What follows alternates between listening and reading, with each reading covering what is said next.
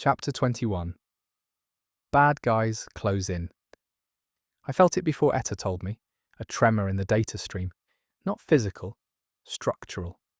A vast, systemic shudder that rippled through every channel and conduit in the network simultaneously, as if the machine had inhaled and was holding its breath before doing something terrible.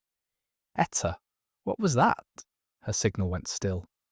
The warm, sharp, amplified presence that had been flowing beside me through the network contracted, pulled inward, listening, reading, the architect passing the language of the system she'd built the way a mother passes the cries of her child. Different cries mean different things. And this one? System format, she said. The signal was flat, stripped, the informational equivalent of a face going white. The pulse has initiated a system format, not a reboot, not a targeted sweep, a full spectrum formatting protocol for the mid-level syntax. What does that mean? It means the pulse has given up on retrieving you intact. It's switching from surgical to scorched earth. The system format will overwrite every data structure in the affected area. Tunnels, infrastructure, cities, people, everything. It won't unhappen them like the sweepers. It'll write new code directly on top of them. Like paving over a graveyard. The affected area. Null City. The underground. Everything between the subtunnels and the upper syntax access points. The entire inhabited zone. 4,312 people. Plus 300 in Null City. Maren. Vex. The woman with the copper wire hair. The children on the cable bridges. The bakeries and the school, with the yellow door and the library full of salvaged books. The man carving a lopsided bird from a circuit board. Kale. How long? The format propagates from the system's edge inward. It'll start in the upper tunnels, the sweeper-cleared zones, where there's no existing infrastructure to resist the overwrite. Then it moves down. Layer by layer. The corruption in the subtunnels will slow it. Corrupted data is harder to overwrite than clean space. But it won't stop it. How long, Etta? 3 hours, maybe 4. The outer tunnels go first. Null City within 90 minutes. The underground in 3 hours. After that, the format reaches the deep infrastructure, the level where the core is housed. At that point, the pulse uses the formatted space to execute the forced reboot, using whatever residual D-resolution signature, the corrupted data trap captured from you in the subtunnels. It can do that. Reboot without me? Not a clean reboot. A partial one. Enough to wipe the syntax and buy the dome another decade, maybe 2. Not 70 years, not a full reset, but enough to keep the farming systems running long enough for the pulse to grow a new solution. A pause. It's the emergency option. The one the pulse uses when the key breaks. I was the key that had broken. By escaping the trash folder, by entering the data stream, by approaching the core on my own terms instead of the system's, I'd forced the pulse into its fallback. It couldn't use me for a controlled reboot anymore. Not while I was dissolved into the network. Not while I was moving toward the core with my own agenda. So it was going to wipe the board, destroy the syntax, use the scraps of my field signature to patch the dome, and spend the next 2 decades searching for a 4th carrier that might never come. The math was clear. The pulse would sacrifice the syntax, every null, every structure, every life, to buy itself time. Not because it was evil, because it was efficient, because the optimization algorithm that ran the world did not have a category for 4,000 people baking bread in the dark. They were unindexed, unmeasured. Their joy generated no data, their suffering produced no power, and their existence contributed nothing to the equation of dome maintenance. They were, in the language of the machine, zero-value assets, like me. Before I fell. We have to warn them, I said. Kale, Maren, Adira, they need to evacuate deeper, past the format's range. There is no past the format's range. The protocol covers every partition between the surface and the core. There's nowhere to go. Etta's signal steadied. The flatness was gone, replaced by something harder, older, the structural resolve of a woman who'd spent 73 years watching catastrophes approach. and had learned that the only useful response was to think faster than the disaster moved. The only way to stop the format is to reach the core before the propagation reaches the inhabited zones. If we can interface with the seed and begin the surgical separation, the pulse will have to choose, continue the format and risk destabilizing the core during an active operation, or abort the format and deal with us directly. You think it'll abort? I think the pulse is a system designed to optimize outcomes. A system format is expensive. It burns enormous power in a system that's already running on fumes. If the format reaches the core while we're mid-operation, the interaction between our deresolution field and the format's overwrite protocol could cause exactly the kind of uncontrolled cascade the pulse is trying to avoid. The system won't risk it. It'll pull the format back to a safe distance and try to stop us some other way. What other way? The sentinels are still active, and they know the tunnels better than we do. I processed this while we flowed through the data stream. The core was close. I could feel its white pulse growing stronger, its gravitational pull on the surrounding data channels increasing. Every stream was converging, every thread pointed inward. We were minutes from the center, but the people I was trying to save were minutes from oblivion. I need to send a message, I said, through the network, to the underground. Can I do that from inside the data stream? You're a deresolution signal flowing through the pulse's core infrastructure. You have access to every data channel in the system, but any transmission you make will be detectable. The pulse will see it, trace it, use it to pinpoint our location in the stream. I don't care. They need to know. Silas, Etta, Kale is up there, Vex is up there, Adira is up there. If the format hits and they don't know it's coming, they won't even have time to run. Even if there's nowhere to run to, they deserve to know. They deserve the chance to choose, to stand or to run or to fight or to hold each other. They deserve the choice. The pulse doesn't get to take that from them too. A long silence. The data stream hummed around us. The core pulsed ahead. And Etta, my grandmother, the architect, the woman who'd spent 7 decades watching choices be taken from people and had never stopped being furious about it, relented. Do it fast, she said. One burst broadband hit every null frequency receiver in the network simultaneously. The pulse will trace it within seconds, so you'll have maybe 5 seconds of clear transmission before the security protocols lock onto us and every sentinel in the system converges on our position in the stream. 5 seconds to say everything that mattered. I reached into the data stream, found the channels that connected to the null-built communication network, the jury-rigged, hand-wired, desperately maintained web of salvaged transmitters and receivers that the underground used to stay connected. The channels were small, low bandwidth, invisible to the pulse's primary monitoring systems because they operated on frequencies the AI had long since classified as irrelevant. Ghost frequencies, zero-value channels, my channels, the frequencies of the invisible.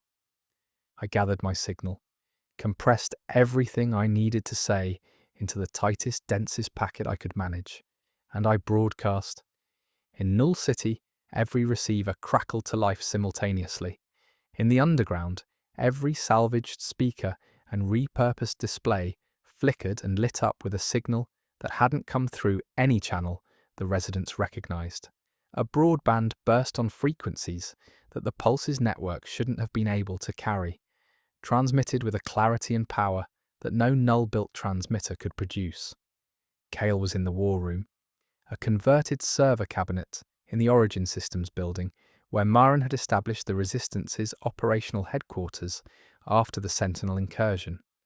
The room was cramped, tense, filled with the acrid smell of overworked disruptors being recharged and the quiet fury of people who'd lost their primary asset to a golden ambush in a dark tunnel and hadn't slept since.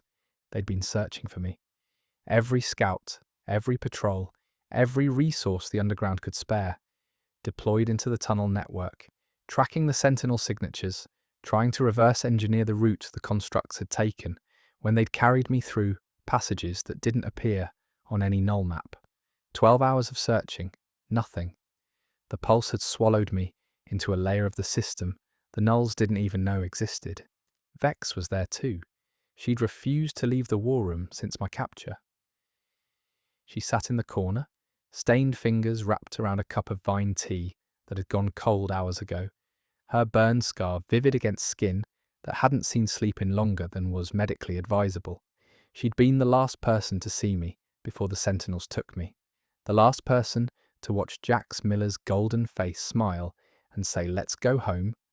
Ghost, while my body stood frozen and my eyes stayed open, and the boy who felt sorry for broken floors was carried away like a decommissioned appliance. She hadn't spoken much since. The signal hit, every screen in the war room lit up, every speaker crackled, and my voice, transmitted through the data stream, carried on ghost frequencies, compressed into 5 seconds of everything that mattered, filled the room. Kale, Maren, everyone. It's Silas. I'm alive. I'm in the Pulse's data stream, heading for the core. Etta is with me. The glitch lady. She's alive. She's the one who wrote the seed code. She can guide me through the surgical separation. We can do this. The third option is real. 3 seconds gone. 2 remaining. The Pulse has initiated a system format. Full spectrum. Every tunnel, every city, everything between the surface and the core. You have 3 hours before it reaches the underground. There's nowhere to run. I'm sorry, I'm so sorry. But I'm going to reach the core and I'm going to do the surgery and I need you to hold. Hold for 3 hours. Fight the format if you can. Slow it. Buy me time. And if you can't... 1 second. If you can't, know that I'm here. I'm here and I see you. All of you. Every baker and patcher and scout and kid on a cable bridge. You're not zero value. You never were. The signal cut. 5 seconds. The Pulse's security protocols slammed down on the ghost frequencies, like a door slamming in a hurricane. Every channel locked, every receiver silenced, every trace of the broadband burst scrubbed from the network, in under a second. But the words were already in the air. Already in the ears of 4,000 people. Already in the room where Kale stood with his hand on a disruptor and his cracked goggles on his forehead, and his crooked smile struggling to assemble itself on a face that had forgotten how to hope. I felt the Sentinels converge. The moment I'd broadcast, the Pulse had traced my position in the data stream with the speed and precision of a predator tracking blood in water. 6 golden signatures, all 6 Sentinels, deployed from their positions in the upper syntax, redirected simultaneously toward the core approach, moving through the data channels at speeds that made my own progress through the stream feel like crawling. "They're coming," Etta said. "Unnecessary. I could feel them. Golden pressures in the data flow, 6 points of light converging from 6 directions, closing on our position, like fingers closing into a fist. How far to the core? 2 minutes at current speed. The Sentinels will reach us in 90 seconds. 30 seconds of gap.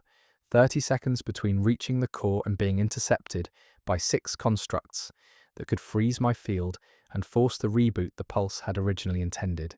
Can we go faster? The data stream's flow rate is determined by the Pulse's processing speed. We can't exceed it any more than a boat can exceed the speed of the current carrying it.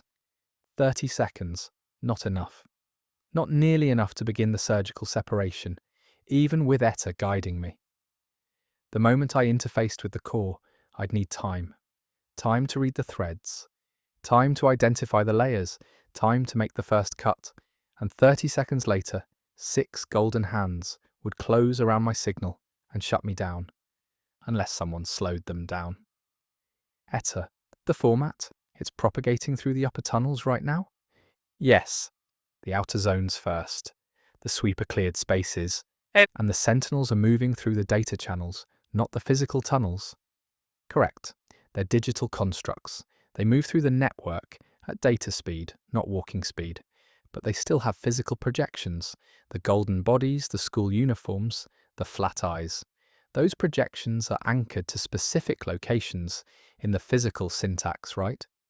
The Sentinels can exist in the data stream, but their combat capabilities, the freezing code, the retrieval protocols, require them to project into physical space to interact with physical targets. Yes, the freezing code is transmitted through a physical proximity pulse. The Sentinels would need to project at the core's physical location to freeze your field. In the data stream alone, they can track you, but they can't touch you. So they have to project at the core, at the column, in the Origin Systems building, in the underground. Yes, where 4,000 people are currently sitting, along with every disruptor the Resistance owns, and a woman named Maren who has been making impossible decisions for 50 years. Etta's signal went quiet, then warmed, the digital equivalent of a fierce, fragile, 73-year-old smile. "You told them to hold," she said. "I told them to hold." In the underground, Kale moved. I didn't see this. I felt it. The faint ripple in the null frequency network. The ghost channels that my broadcast had briefly opened, and the pulse had hastily closed but hadn't fully scrubbed. Fragments of data leaked through. Impressions, not clear images, more like the emotional residue of actions.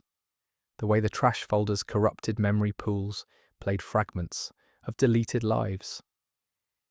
I felt Kale's signal, not his body but his intent, moving through the underground with the focused velocity of a boy who had just been told the world was ending in 3 hours and had decided that 3 hours was enough.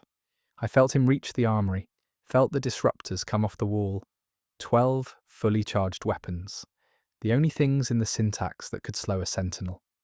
I felt him in the war room, speaking to Maren, felt the old woman's signal, hard, steady, the load-bearing resolve of a leader who had always known this day would come, absorb the information and convert it into orders with the efficiency of a machine that was powered not by processed joy, but by the specific human fury of a grandmother defending her grandchildren. I felt the underground mobilise, not evacuate.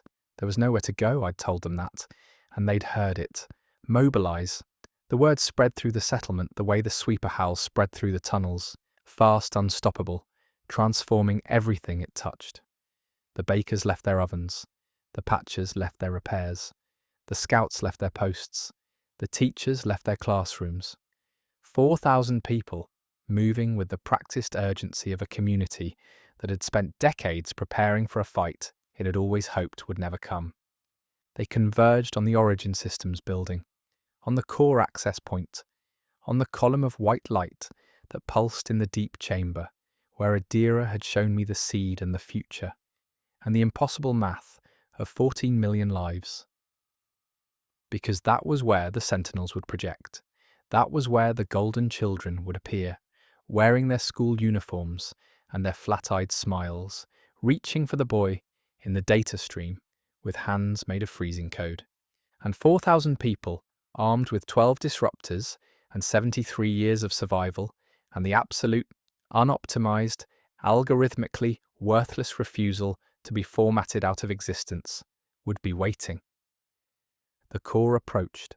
I could feel it now, not as a distant pulse, but as an overwhelming presence, a white gravity that pulled at every thread of my dissolved being. The data streams narrowed, compressed, accelerated. The convergence point was a singularity of information, every channel in the network funneling toward a single locus of processing power so dense it bent the data space around it like a star-bending light. And behind me, closing fast, 90 seconds from contact, 6 golden signals. The Sentinels, racing through the data channels, converging on the core from every direction. 30 seconds to interface, Etta said. The Sentinels will reach the physical core location in 60. Your people will have 30 seconds to engage before the freezing code deploys. 30 seconds, 12 disruptors, 6 Sentinels, 4,000 civilians, 1 chance.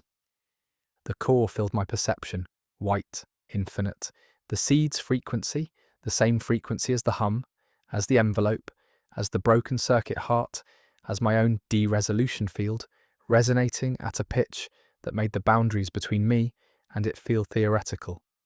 Lock and key, architect and machine, grandson and grandmother's legacy. I reached the convergence point. The data streams merged around me, and I was there, at the centre, in the heart, at the root of everything that had ever been computed or managed or optimized or deleted in 73 years of artificial paradise. The core opened, not like a door, like a recognition, the way the tunnel wall had opened for Kale, the way the data shards had decompressed under my attention. The seed recognized its key, the frequency it had been waiting for, the signal it had been designed to receive, and it opened, the dense white architecture parting around me like water around a stone, drawing me inward, enveloping me, surrounding me with the foundational code of the world. I was inside the seed, inside the machine's heart, inside the single, brilliant, devastating program that Etta had written 73 years ago to save humanity, and that humanity's own creation had turned into a cage. And I could see everything, every thread, every junction, every layer, the gold of the farming systems, the blue-green of the foundational infrastructure, the red of the security protocols. All of it spread before me like a map seen from orbit, vast, intricate, impossibly complex, and absolutely terrifyingly legible. Because Etta was here, Etta was beside me, her signal clear, amplified home in the code she'd written, and through our connected consciousness, through the genetic resonance of shared blood and shared design, her knowledge flowed into my perception, like ink into water. She could read every thread, I could cut every thread. Together, we could see the difference between gold and blue-green, with 100% accuracy. 100%. Ready? I asked. I was ready 73 years ago, she said. I was just waiting for you to be born. Behind us, above us, in the physical world, in the chamber where the white column pulsed, I felt the sentinels arrive. 6 golden projections materializing in the space around the seed's housing. 6 flat-eyed smiles, 6 raised hands, the freezing code building in their palms, and I felt distant, fragmented, transmitted through ghost channels and the residual hum of a network that refused to be fully silenced. The sound of 12 disruptors firing simultaneously. The battle for the core had begun. I turned to the threads, to the surgery, to the impossible, beautiful, precise work of separating a world from its cage without killing either, and I made the first cut.